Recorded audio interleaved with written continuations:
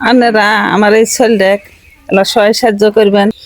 আসসালামু আলাইকুম বন্ধুরা, এই দেখেন আমরা আজকে একটা জায়গায় আসছি, কারণ একটা ছেলে অনেক বড় বেমার, বহুত টাকা বসে তার বাবা মা খরচ করছে, করেও ছেলেটা এখনও ভালো হয় নাই। এখন তার মানে অসহায়, সেই কারণে আপনাদের কাছে কিছু সহায় সহযোগিতা আপনাদের কাছ থেকে পাওয়ার জন্য তামনে একটা আমরা ভিডিও বানাইতেছি, যাতে এই ছেলেটা আপনাদের 10 জনের দান বরঙ্গিনীতে ভালো হয়, এই মার মুখের হাসি ফুটাইতে পারেন, অনেক সওয়াব হবে। এটা একটা রমজান মাস, তাই এই ছেলেটার মাকে কিছু জিজ্ঞাসা করব, আপনারা শুনবেন কি বলে। আপনারা আমার এই ছেলেটাকে এলা সহায় সাহায্য করবেন।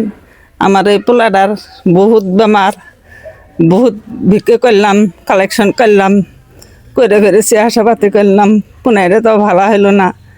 এনকা ফেতরাপি নিয়ে নাকছি, এনকা আপনারা যা দেন খুশি করে তাই আমরা নিমু।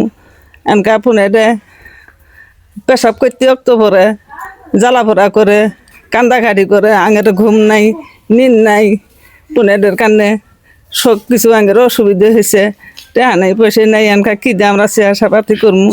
আনেরা আঙ্গের যা দেবেন খুশি করে তাই আমরা খুশি করে নিম। বাচ্চাটা আল্লাহ যেন বেঁচে আহে, সুখ দোয়া করবেন, ব্যক্তি মানুষ সুখ দোয়া করবেন, বাচ্চাটা যেন আল্লাহ বেঁচে আহে, এর কারণে অনেক কাছে অনুরোধ করি।